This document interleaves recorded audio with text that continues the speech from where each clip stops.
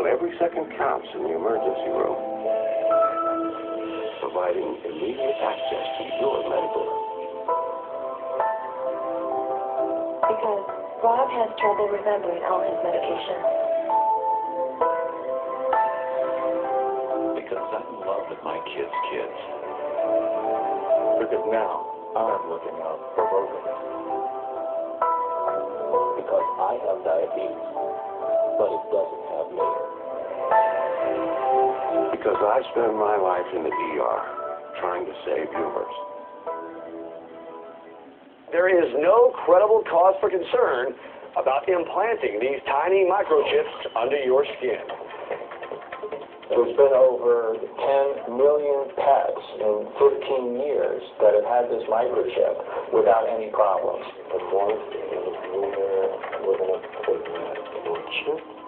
Stockbroker Robel Johnson is one of the pioneers. Today he's having a chip implanted in his arm.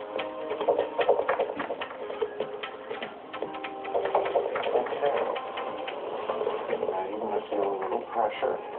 If ever he becomes an emergency patient, he can be instantly identified. How did that feel? Fine. That's fine. Doctors think it will soon be as commonplace as vaccinations. All right, Chip. So we should play that number today. The scanner powers up. Wave it over the arm. Pulls up the unique 16-digit identification number. And through a serial port that's at the bottom of the scanner, it goes to a computer or a laptop, where immediately my picture, my driver's license information, and my relevant medical records would pop up on the screen. Instead of GPS bracelets, convicts would be forced to have a device implanted. Instead of ankle bracelets, sex offenders might have something like this implanted. Parents are putting these chips in kids in Mexico where there's a higher risk of kidnapping. The scanners are put up at airports and bus stations, so if a chipped child is there, police know. I think it's good because it's really fast. The queues go quicker so that you don't have to spend all break doing up for the food. Your parents can pay online and you don't have to worry about losing your money or getting stolen or anything.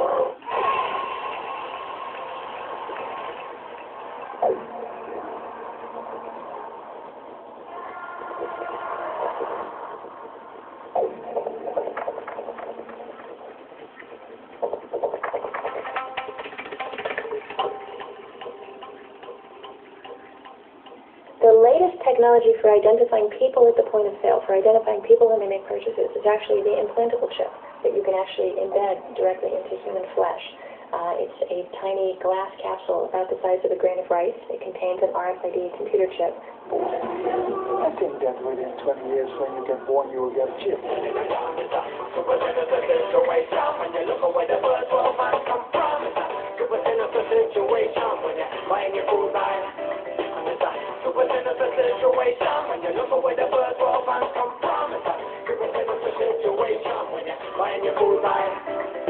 Money, money, money, all I ever hear these days. Every time that the DJ plays, talking up a similar situation. They got on and got to get on.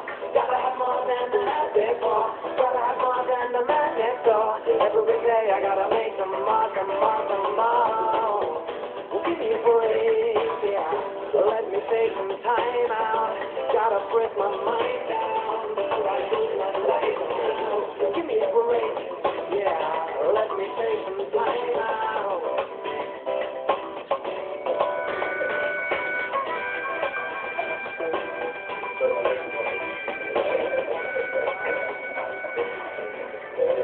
You know, there is an increasing amount of support for a microchip for buying and selling.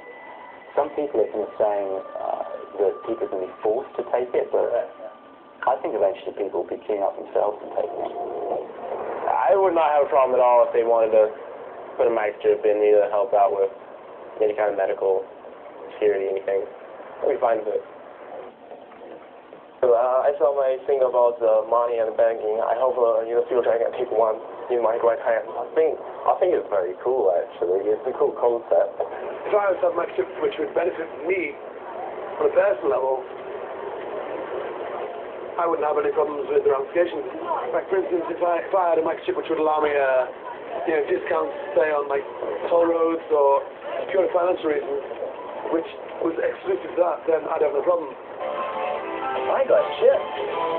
My whole office is getting the chip. I already got the chip. I've got the chip. We got the chip.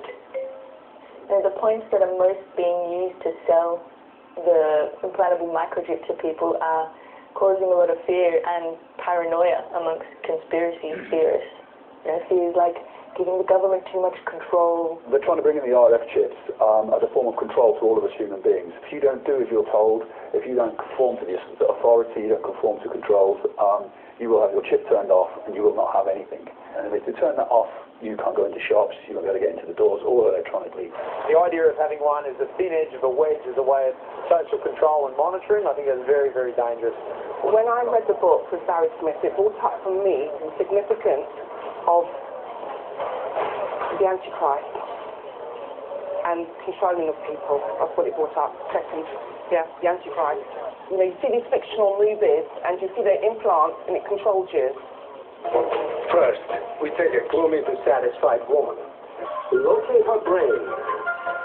We insert a few nanochips. Finally, we enhance her to fit the ideal specifications. Welcome to the future. It's a scary prospect. I'm sorry. It's scary. Well, I think they're worried about the wrong thing. They're panicking, about the wrong stuff. We've come to accept that kind of technology in the past, things like Social Security and credit cards. That was always a concern there, but now people just come to accept it. I think they'll do the same thing with microchip implants. Personally, I feel that these fear merchants, they do their own cause a disservice. I mean, it's not some tyrant from outside that's going to control us. It's our own inner tyrant, our own greed, that's going to lead us to line up for something like a microchip. When talk turns to the microchip implant being used for buying and selling, control or no control, I think most people would change their story. I feel very strongly that I would say no, but when it comes to you can't travel or maybe you can't get a job or you can't get social services, I think that was pretty disturbing because that's the point at which most people are going to, even if they wanted to say no, might feel forced to say yes. Are there any conditions under which I would allow myself to be microchipped? I don't think so. So basically what you're saying is either you're in this monetary system with the microchip monetized system or you're outside of that system